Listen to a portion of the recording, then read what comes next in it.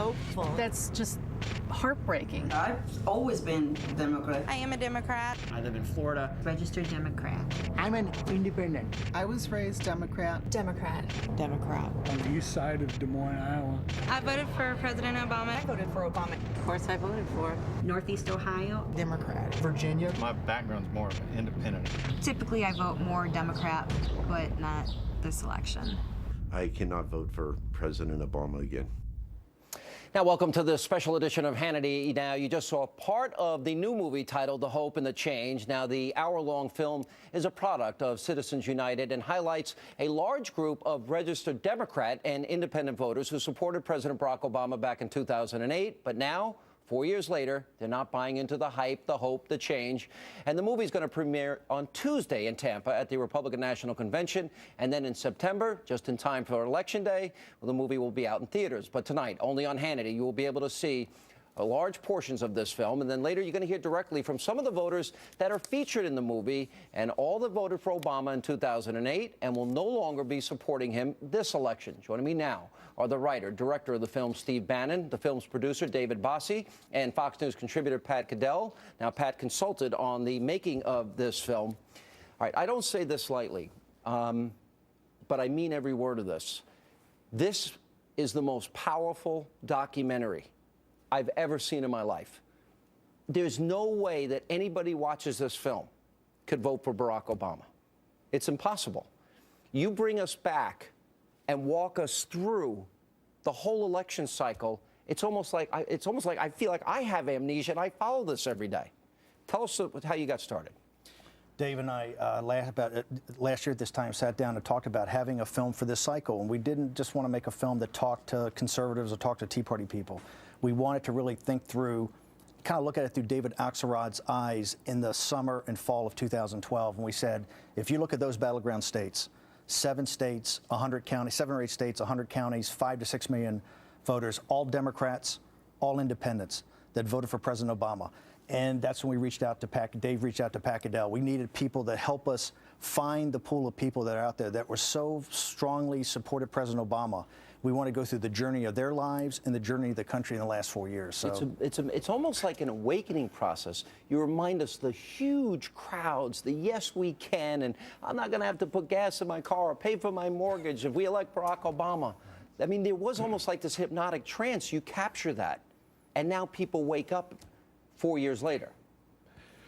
It's a very powerful film, Sean. I think that is saying it in their own words. And as Steve said, these are Democrats and independents. These are what I consider, people bandy about, the political professionals bandy about the Reagan coalition. In my opinion, that's who these people are. And if politicians can learn to speak to middle America, these people, they're going to win a lot of elections. You know, Pat, you're a Democrat. You've been outspoken against the Obama administration. Very different Barack Obama in 2012 than the one on this film.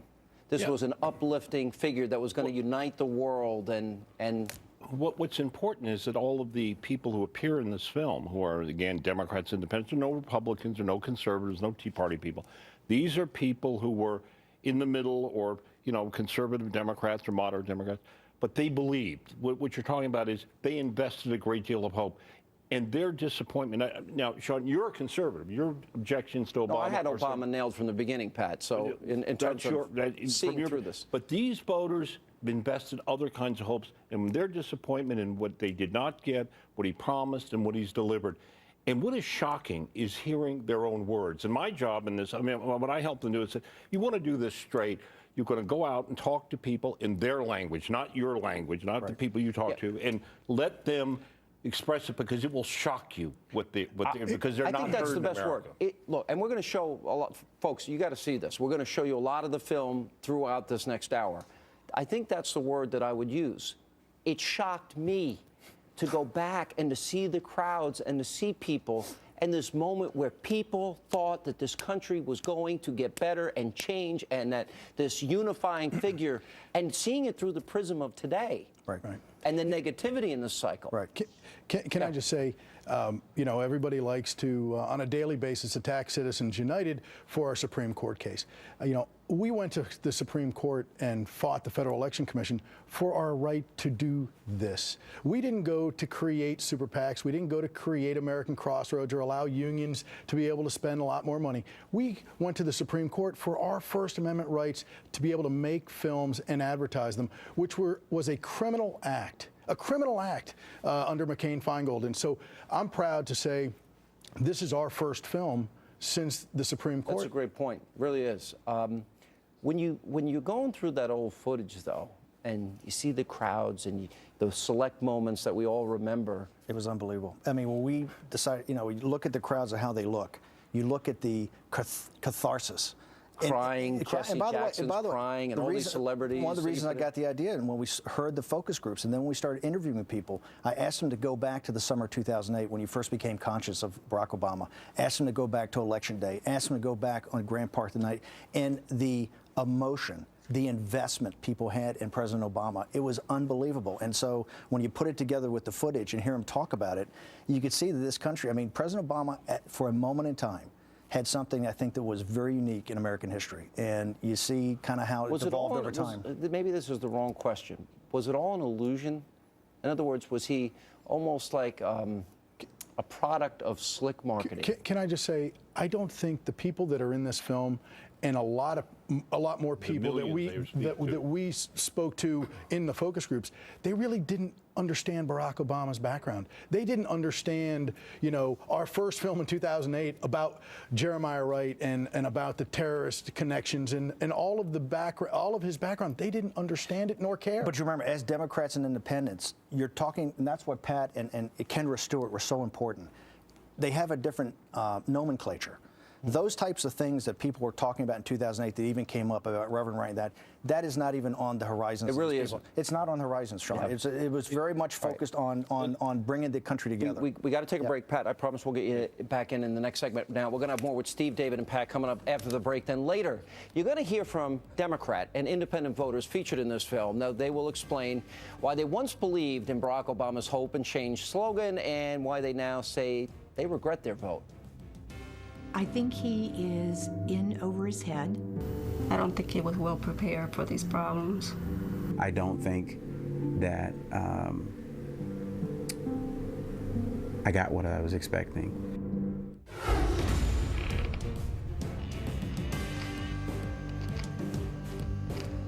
At first, I thought Obama, when he first came in office, was making things better and bringing people together. But my strong belief is he's made it worse, drove people apart. He's not uniting the citizens to come together and be just one America. He's instead pointing out racial issues. He's pointing out income issues. The message of the protesters is a message for establishment every place. Yeah, there's a type of a class warfare that is taking place. The focus is on Wall Street and justifiable stuff. The protesters are giving voice to a more broad-based frustration about how our financial system works. If you got a business, that you didn't build that.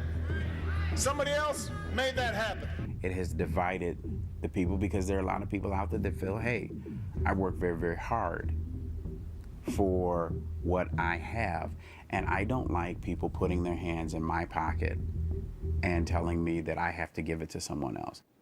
And welcome back to this special edition of Hannity. That was another clip from the film The Hope and the Change, and we continue with the men behind the movie, Steve Bannon, Dave Bossie, Pat Caddell. That's interesting, because we keep hearing, Pat, you're a Democrat, class warfare, they've doubled down on this. Well, people are very upset about it. You remember, the thing that these people wanted was to unite the country. They wanted to change the way politics worked. He promised for Democrats, independents, who are disappointed, that's a big thing. But let me say something about these people, because this is the business I've been in for a year, going out and talking to people, my people, if you will, and seeing them, is that no one we have a political class, political cognoscenti. We don't talk, we just tell you what those people think. Those voices, what they describe, as you see in this film, how they feel about the country, what they worried about their future, what they're going through in their own lives. There are moments in this when you watch and you sit in these focus groups and we talk to these people where I wanted to cry. because you realize how poignant, and they all, you know, this is not, nothing was scripted, nothing was programmed, and you can tell that. This is the voice of America. And you know what? Other Americans are going to see this and say, my God, that's what I think. But you know, this is what's extremely profound about the film, and why I say it's the best documentary I've ever seen, and I've seen a lot of them in the course of my life, is as I watch this, every time we talk about 1 in 6 Americans in poverty, every time we give out statistics, $5 trillion in debt, 25 million underemployed, 15, you know, a million more Americans on food stamps. These are the people that are hurting, suffering, and they're not getting what they were promised. Listen, the power of this film, I think, comes from the fact that you hear ordinary working Americans, the middle class, the heart and soul of this country, and they are so much more articulate than the political class of both parties and even the media. They understand that our country's in an existential crisis, a financial and economic existential crisis that is destroying America because it's destroying their lives and their children's lives. Here's what I was wondering, though. I agree, but I get callers to my radio show. I'm almost convinced that if we had Barack Obama on tape, you know, robbing a bank and shooting all the tellers, they'd say, well, that's okay because we got to give the money to the poor. There are some people that have never woken up from that trance, Dave. That's right. Why? Well, look, you know, you have the hardcore, and you're always going to have that on both sides. To be They're the ones honest. that hate Pat Caddell. Well, on both sides. On both sides. But look, you know, these people are so important, as Pat was saying, to listen to and not talk to. That is the key to November's election, in my opinion. Yes. Yeah. You're listening to them, letting them. But this is, I think, for the country, for the voters, as I said, people will identify themselves. We're missing this story. Our media doesn't cover them. We all talk about what we know about politics. We look at polls and say, this is how people feel. This is the voice of America. And this is the voice of the people who will decide this election. It's not the people who call in for Obama or the people you call in because they're totally against him. By the way, not one of these people, we had no discussion in these, and it's important to know this. There was no discussion about Romney, Republicans, or anything. No. It was all about the journey that they had been on, to use Steve. Because they all bought into Obama. All of them. They invested, they believed and voted in for him. But the politics, now the disillusion. They bought in, they made a connection because he said he was going to bring the country together and solve the economic crisis. This, I believe, President Obama's and David Axelrod's strategy of division and trying to do these identity politics, at best, if he is to win, it'll be a Pyrrhic victory. Because when you hear these people talk, they don't want to hear it.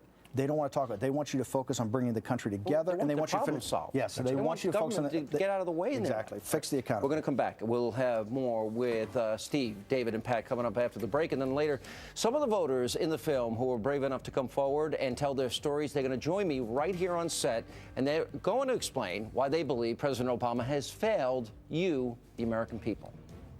We answer every problem by borrowing or printing. It's like a spending frenzy there. Stop spending when you don't have no money. It's just basic. Change. Everyone that voted for him thought there was going to be a change. I am responsible, and together we have to restore a sense of responsibility in Washington. We have to do what businesses and families do. We've got to cut out the things we don't need. There's no eating out. I don't have cable. We don't have a cell phone. All the extras have been cut out. No extras. I have to budget my gas every month. When we're planning to go anywhere on a weekend, we take into account how far it is, how much gas it's going to be. My kids, you know, every day want this, want that. I have to say no, and I trying to find creative ways to tell him why he can't have something without saying, I can't afford that. It's a struggle every single day. We've had to make some sacrifices. I mean, this is the limit. I gotta go by the budget. Now, if you're a taxpayer concerned about deficits, I want you to understand I'm concerned about deficits too. I've watched the debt get bigger and bigger and bigger, and it concerns me. It's a continuation of, as our chairman has said, a budget that unfortunately spends a little bit too much, taxes too much, and borrows too much again. Well, at the end of the day, he's the chief executive, so the ultimate responsibility of the budget is his. It would be better doing nothing than if we would actually pass this budget. for the sake of our economy, for the sake of our future, and for the sake of jobs. It's his job to come up with some fiscal plan that makes sense, that not only pays the bills, but helps us pay these debts that we have. Maybe he just does not quite understand budgets because he hasn't had to live within a budget. Wow. Welcome back to the special edition of Hannity. And by the way, in a few minutes, I'm going to be joined by some of the voters that you saw in that clip. And we continue in studio with Steve Bannon, Dave Bossie, and Pat Caddell. You know what's so amazing? And all of these people, everyone was a Democrat, independent, voted for Obama. And every one of them voted for Obama. Enthusiastically. Yes. Every one of them voted. We got to remind people of this. One of the things that just grabbed me is the crowd size. This very week, Obama's campaign came out and they said, we're trying to limit the crowd sizes. Remember, he launched in Ohio. Half-empty house. Right. Well, there's a reason for it, Sean, in what you see, and I think what Steve captured in the beginning of the film. Because remember, they're reminding people what they thought they were getting when they were part of those crowds. They don't want to do that. Look, David Axelrod and David Plouffe, we call him Plouffe. Mr. Plouffe, Messina, the Chicago Operation Campaign, they have done millions of dollars of focus groups with these people. Exactly. What we did is simply duplicate. They know how. They know how bad it is. Yes. That this is not, as I keep saying, is probably their worst nightmare, is to have those voters saying their disillusionment. Not that he is a socialist, but to say, he promises we're hurting. He's not helping us. Right, this is a killer. Right, so you agree that the Obama campaign knows this is how... That's why, by the way, you see the film, that's why there's no vacation this year. That's why there's no soaring rhetoric. People are tired of hearing the rhetoric. He knows these focus groups. They say, we don't want to hear rhetoric. We want to see action. It's not What about the negativity then? How do you explain that? But this is the danger, I think, for him, because what they have decided, because I was involved in the campaign in 1980, which was involved in trying to say the other guy is worse. But that's another chapter of my life. But this is the negativity he's doing to divide. That you hear these people, you will hear these people on how they feel about the division in the country, how much it upsets them. It works against what he was. That's the danger. That was the one thing he was able to hang on to. That was the connection. Likability. All right. So this is you're gonna unveil this next week in Tampa. That's right. And then it's going to be in theaters. And then the following week, we're playing the night the President Speaks at the DNC. That's right. We'll be in Charlotte. The night he talks, we're going to show. You're going to be showing it at both right beforehand. Yeah, good luck. I'm not going to that viewing. And then we're going to be we're going to march this in to the battleground states and cities where the cast is from to put it in some theaters. And then hopefully within the next couple of days, we're going to be announcing a major television deal. So in other words, people will have a chance to see everybody in America, because I go back to my original statement. If everybody in America sees this film, and you're going to meet these people next, we're going to put them right up here on our set. They cannot vote for Obama. You see such a stark difference. Yeah, I think people remember Fahrenheit 9/11. A lot of people saw that movie, but maybe millions, but hundreds of millions of Americans saw the impact that Michael Moore's ads had, and they were the best ads of the cycle, in my opinion. So we're going to be educating people all across the board. You're about to see the heart and soul of America. And by the way, the key was not to. This wasn't a rigged process. They can't accuse it. These were straight. This represented the groups. That's what. Well, I just met them. We're going to introduce them to people right now. You'll see. They'll see people guys, when they see them. Amazing movie. Really, really incredible. So you'll be at the RNC, DNC, in theaters soon, and some TV deal coming. That's right. Yeah, you won't tell me. We'll show it all over America. I really appreciate the love, Bossie. Thank you. All right. Guys, thanks for being with us. And coming up tonight, now we've shown you clips of the movie, The Hope and the Change. Coming up next, you're going to hear directly from the voters who are featured in this film when they join me right here on set in studio. That's next. I'm very fearful for the financial future for both of my children. And they're going to be living that crisis. And it's a big concern of mine. It's a fear that I live with. I'm concerned about the future of this country. I'm concerned for my grandson. I'm concerned for my children. I just think if we keep on going down the path we're going, we're going to be in bigger trouble than we already are.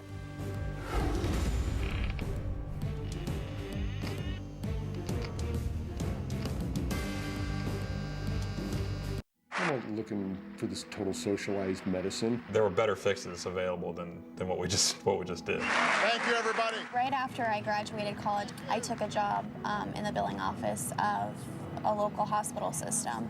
and I could see firsthand what the effects of Obamacare are going to be, and that it's not going to be a positive change.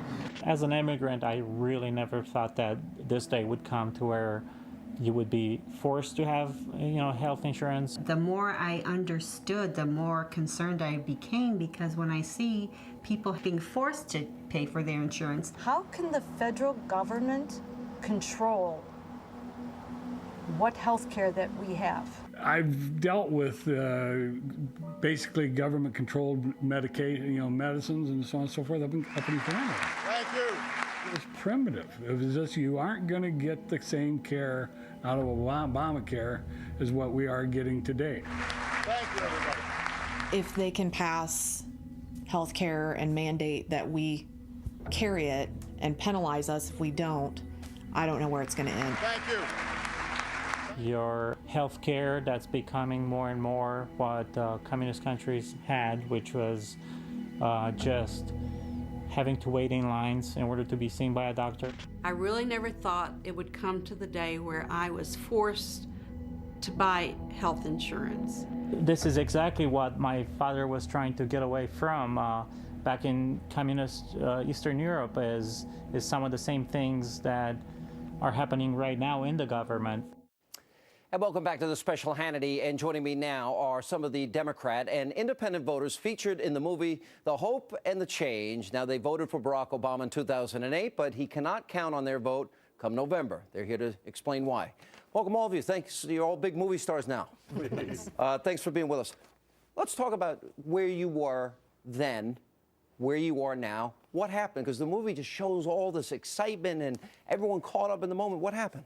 Well, in the beginning, in 2008 at least, I was caught up in the moment too. I had that hope, that dream that, wow, look at this guy, this is going to make things better. This guy's going to make changes that we all need. We're going to see our GDP go up. We're going to see jobs. We're going to see things made in America. It was a lot of bliss, at least it seemed it would be. And you're a small business owner? I am. Okay, and how was your business from 4 years ago? It certainly hasn't gotten a whole lot better. There are moments when I think things are going great, but right now it's in a slump. Yeah. Gerald, you really, I listened to your comments, watched your comments a lot during the film, expressing a lot of disappointment. Yes. Tell me how you were then versus how you are today. Well, back then, I think there was a lot of excitement based on a lot of things that were going on. I mean, he was a very charismatic individual that we were excited about. And as someone who's always voted, straight party line voting, I've never had to really deal with certain issues, if you will, as a part of my decision for who I choose to vote for.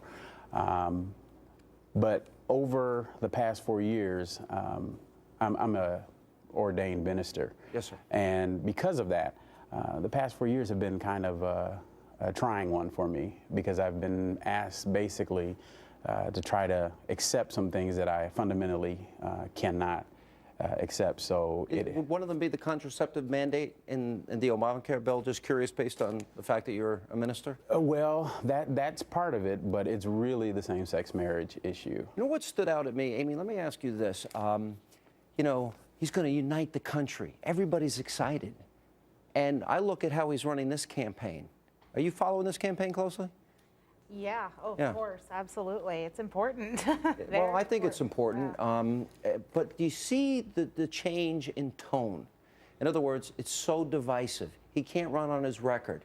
He's not, he's not the unknown quantity he was reading from a teleprompter. Is that very discernible for you? It's very clear, absolutely. Gosh, it's so transparent, the non-transparency that there's been. It's so clear now that he's not capable or able to do the things that he said he was going to do now. You can see it in the ads that he runs for his campaign. There's no basis. There's no looking at the issues. It's attacking personally. Yeah, well, Romney, apparently, we didn't know it caused a woman to get cancer, and he's a felon, and he's a tax cheat. And by the way, he wants dirty air and water for our children. I mean, that's what it's now been reduced to. Right. Chad, you are a construction worker. Yes. I don't know to the extent you know my background, but that was my background for many, many years. I worked every area of construction. I have many friends in the construction business. Most of them are hurting. most of them are struggling to keep, you know, afloat right now. You experiencing the same thing? Still experiencing the same thing, even after the 4 years, doing very well in the business, having the housing market crash, having to get out of the building part of construction that I was in, start over from the bottom in an AV installation industry, which is a small business, has also floundered over the last 4 years, barely managed to stay afloat, and have not seen anything turn back around as to we're going to build more houses, we'll put the country What back happened to on all the that right stimulus track. money? When you hear that stimulus money went to, let's see, Brazil and a car company in Finland and Canada and Mexico and Solyndra and SunPower, and that these were guys, big bundlers for Obama, they got all this money. Did you get bailed out? Does that anger you?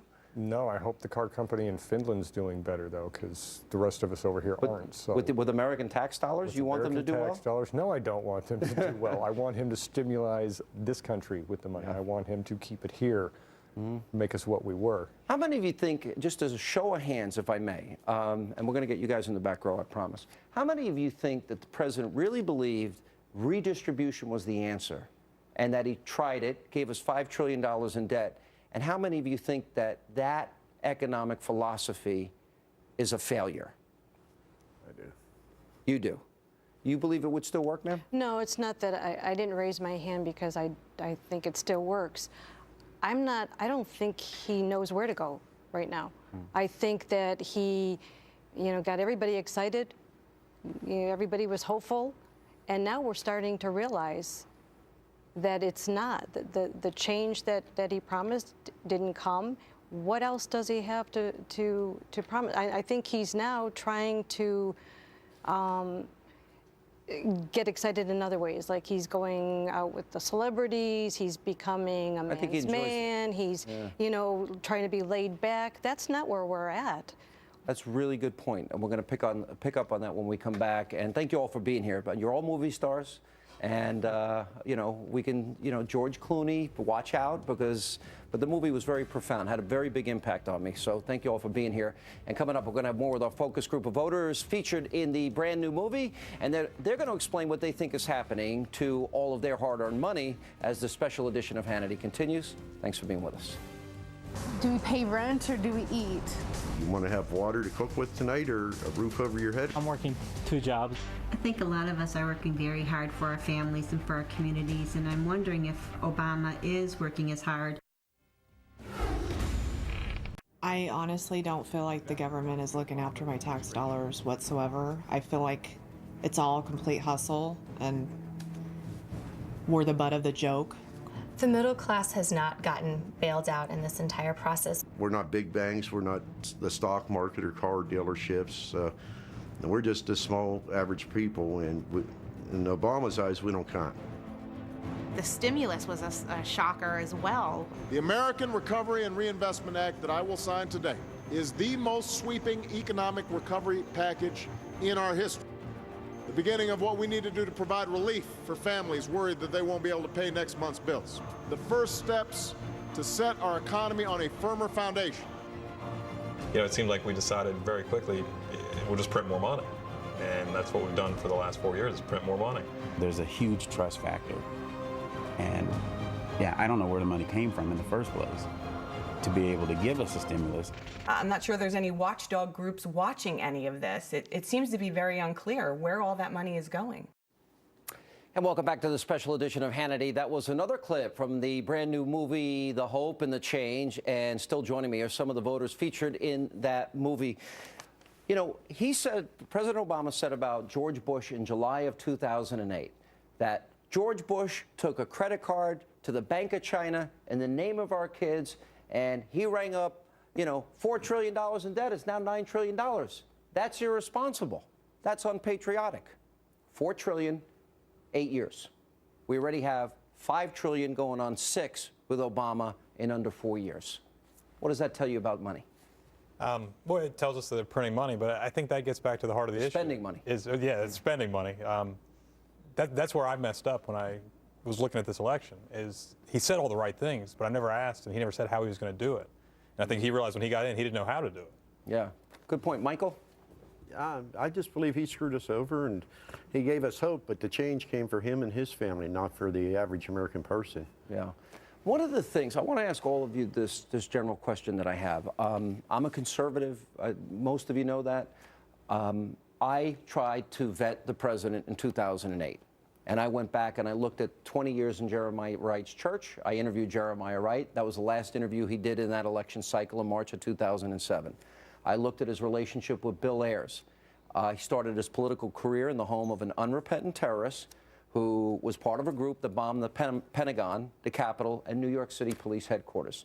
Throughout the course of that campaign, he was asked one question about Bill Ayers, gave speeches with him, sat on boards with him, and he said he's just some guy in the neighborhood. Do you think his policies represent some of his radical background? Do you think he's more radical than you thought? Yes, hands up. Anybody? Yes. Yes? Yes? No? No. Would you hang out in Jeremiah Wright's church for 20 years? No. That's that part, no. I would Would you not. give a speech with an unrepentant terrorist that was part of a group called the Weather Underground? Well, I guess what I should clarify my no is that... All right, I'm being really mean. I'm just asking a serious question. Ask the question. And the truth is that if I don't know the things that you're speaking on, then I can't have an opinion on it. But what I do believe is that my opinions that I do have of Obama are based on the fact of what he has promised and what we actually got. I can't say a whole lot about whether or not his policies are a failure because I think he missed an opportunity. He had the ability to execute, and he spent most of his first year, at least, trying to get everybody to agree. So this is more about results for you. Well, it's 100% about results. Yeah. So do you think vetting a president, though, on these important issues, I just think it told us a lot about him. And I was widely criticized. The president mentioned me as on the campaign trail at least 10, 12 times in 2007 and 8. He doesn't really like me. But I saw that he surrounded himself with radical people. Do your friends tell you about, any opinions on this? Do your friends tell you about what you might have expected? Do you wish you vetted him, in other words? Maybe that's the question I'm trying to get to. Yes. And you wish you did. A lot of things. You got to understand, when you have been raised in a democratic home, and you've been basically taught to just straight party ticket, there's an option when you vote. You can just check that box and then everything down. And you're not even given the opportunity to really think for yourself. I like your intellectual honesty. What do you think? Do you think you know more about him now, and maybe we just didn't pay attention to these things? Yeah, I definitely feel I know more about him now. I think before it was a lot of, shining lights and snapshots and smiles and all that stuff that, drew many voters to him. And I'm an independent, so I didn't exactly grow up in, and the household I grew up in, a father that was Republican and a mother that was Democrat. So they basically went to the polls and canceled each other out. Yeah. So for me, that's why I became an independent. I said, well, I want to, I don't want to vote by party. I want to vote by candidate and see what they bring to the table. There's a good and bad on both sides. Yeah. No, I think anyone else on this? Yeah. Yeah, I'm an independent, and I almost always vote conservative, Republican, whatever. And I didn't because I was frustrated, and I think that's why I didn't vet him the way I normally would have. He said everything. By the way, I was frustrated with conservatives at the time. I thought they spent too much money, but the biggest deficit George Bush had was $450 billion. We have not had a deficit under Obama under $1 trillion. But that seemed big then, right? Yeah, we didn't know what was coming. No, I agree with you. And yeah. I don't think he was actually, if I'm being honest, any more radical to me then than he is now, and I'll tell you why. Because earlier on, with the lights and the pictures and the hope and the charisma and the dreams, you were blinded.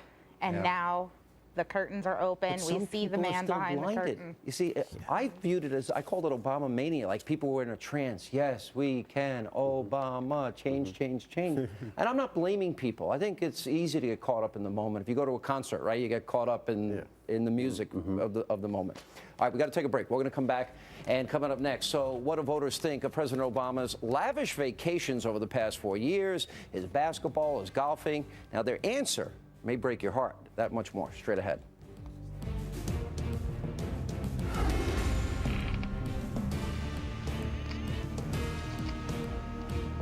The beach outside the Obama's rental is world-renowned. Is a celebrity president out of touch? I think most folks understand how hard I work. He has no idea. No idea whatsoever. I haven't taken a vacation in the last, since 2006. I don't feel like he's used his time wisely. You want to play golf? Go to Hawaii on vacations? With America struggling as much as they are, I feel that taking those vacations, playing that round of golf, when I can't take a vacation, it sucks. You know, it sucks to see him like that. When a common person trying to meet the $4 or $5 gasoline bill, is it worth? Is it the leadership you want to show? The increases in the cost of living for us personally are hitting us the hardest. Losing a home and moving to an apartment, now having to take on, 2 part-time jobs and working a full-time job and not being able to take vacations and cutting back on a lot of the necessities. I just know that I'm working like hell and I don't know where the hell the money's going. He talks about other people being out of touch. My goodness, just look at his actions. And welcome back to the special edition of Hannity, and we continue now with some of the voters from the brand new film called Hope and the Change. Let me throw out these numbers. 1 in 6 of our fellow Americans now live in poverty. 15 million more Americans are on food stamps since Barack Obama became president. 20 un- and underemployed. Over 100 golf outings, Nantucket, Hawaii, basketball, concerts. What do you all think? Yeah. I think it's good to be the rock star president, right? You can kind of do what you want. Out of touch? Very out of touch. And I think the man has a right to take the occasional vacation, but when you have 20% of your country struggling to keep their heads, to feed themselves, if you're taking your vacations, I don't think you invite the press and make it public. Bad. It's real bad. You're out of work right now. You live in Pittsburgh? Yes. Yeah. I wish I had the money he spends on vacations. Just the money for one vacation would put me and my family on a real nice vacation. How long? Because I was just in Pittsburgh interviewing Paul Ryan. How long have you been out of work now? Since last Thanksgiving. Wow. So you're on unemployment? I'm on disability. You're on disability? Yeah. Okay. For me, it's not the vacation. He's a hardworking man. Mm-hmm. He deserves a vacation. For me, it's more he's out of touch. He's out of touch with what all of us, the middle class, have to deal with on a day-to-day basis. I had a conversation with a friend of mine before I came here, and she said to me, "Thank you for being our voice. You have an opportunity to talk for us. Maybe somebody will listen." And that's all I want, is somebody to listen. We complain, he's always doing the things that he wants to do, being able to go out with, the movie stars, get into that whole rock thing. We the middle class would just like to live a nice life. Let our children see a nice life. The thing that upsets me is that hope. The hope was for my kids. My daughter is losing her house because what she bought it for and what she's trying to sell it for is like half. Scary. It is very It's scary. These are scary times. What I'm afraid of is we'll become Greece. 24% unemployment right now. Average American in 3 years has lost 39% of their saved wealth. Average home price across the country is down nearly 40%. Reaction.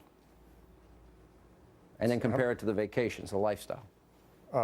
What he probably spent for his family on airfare to get to Hawaii could probably pay my bills for a few months. To know that I'm spending 40 cents off of every dollar He I could pay for a earn. couple of years. I know the price of an hour on Air Force One. Did you know him and his wife flew separately to Nantucket? They couldn't coordinate their schedules and flew back separately. That means twice the cost. I think it's so sad and mind-boggling that the very things that he thinks are keeping him in touch with all of us are the very things that are pushing him further away and making him seem so much more distant and not in touch with what's really going on with the country. We're out of time. Thank you all. I think your message, ma'am, is heard loud and clear. And I wish your daughter and all of you, I hope you get working soon. Good luck in your business. And thank you all for being here and telling your story. Appreciate it. Keep us in your prayers, Minister. Yes, sir. All right? Thank you. And that is Thank all you. the time we have left. As always, thank you for being with us. We appreciate it. We'll see you back here soon.